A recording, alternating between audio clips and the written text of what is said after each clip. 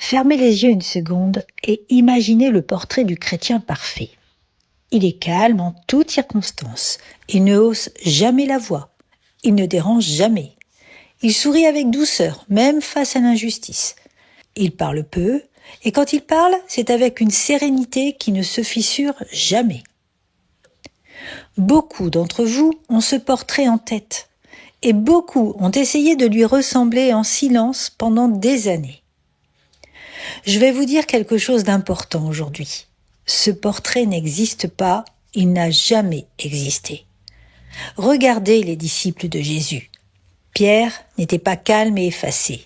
Il était fougueux, impulsif, incapable de se taire. Et c'est cette fougue que le Saint-Esprit a utilisée à la Pentecôte devant des milliers de personnes.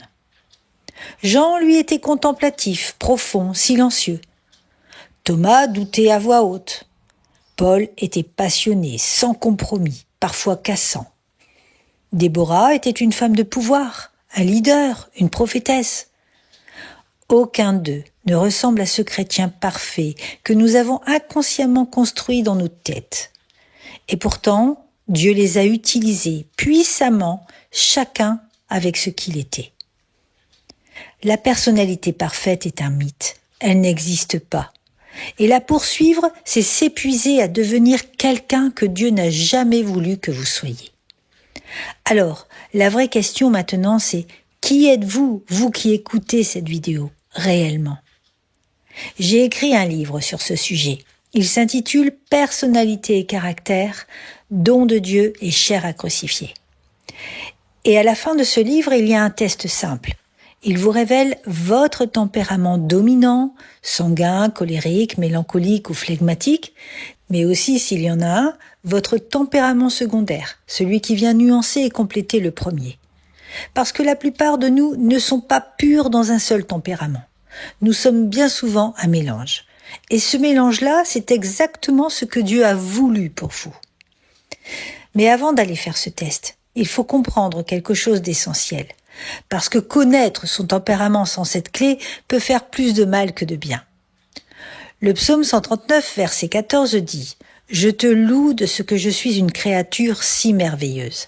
Tes œuvres sont admirables et mon âme le reconnaît bien. » Toute personnalité, la vôtre, celle de votre conjoint, celle de ce frère ou de cette sœur qui vous déstabilise parfois, porte la signature de Dieu. Et si j'ai écrit ce livre, c'est avant tout pour une raison, apprendre à nous accepter les uns les autres. Toutes les personnalités sont un don de Dieu, toutes sans exception. Nous n'avons pas le droit de rejeter une personnalité sous prétexte qu'elle n'est pas comme la nôtre, que ce soit dans votre couple, dans votre famille ou dans votre église. Mais alors, me direz-vous, comment expliquer tout ce qui blesse, tout ce qui divise dans nos relations ? Et c'est ici que ce livre pose une distinction essentielle, parce qu'il y a la personnalité et il y a le caractère. Le caractère n'est pas donné par Dieu à la naissance. Il se construit par-dessus la personnalité avec le temps, avec les blessures que l'on porte, avec les choix que l'on fait, avec une vie vécue loin de Dieu. Et tout cela, c'est la chair. Et Galates 5 le dit sans détour. Ceux qui sont à Jésus-Christ ont crucifié la chair avec ses passions et ses désirs. C'est cela qui doit mourir.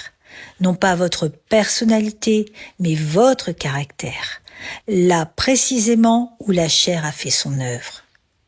Et voici ce qu'il faut comprendre avec précision.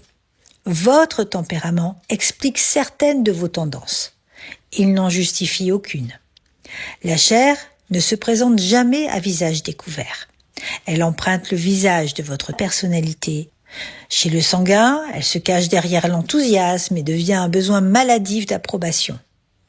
Chez le colérique, elle se cache derrière la détermination et devient un orgueil qui refuse toute correction.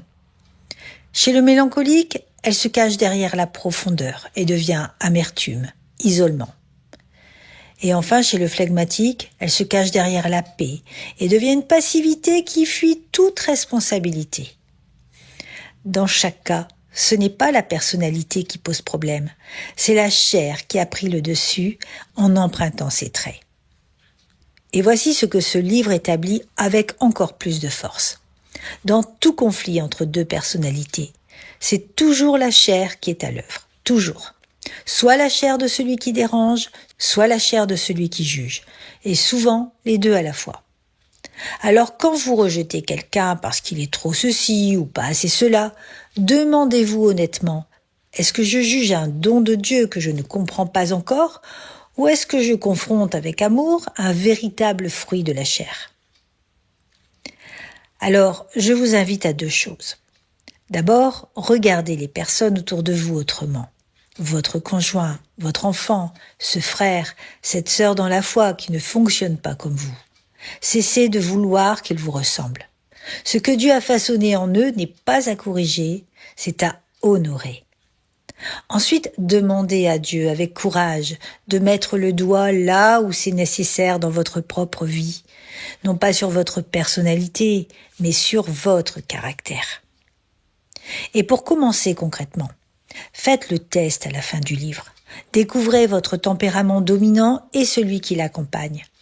Ce n'est pas une étiquette qui vous enferme, c'est une porte d'entrée pour vous voir comme Dieu vous voit avant de regarder ensemble ce qui doit être purifié.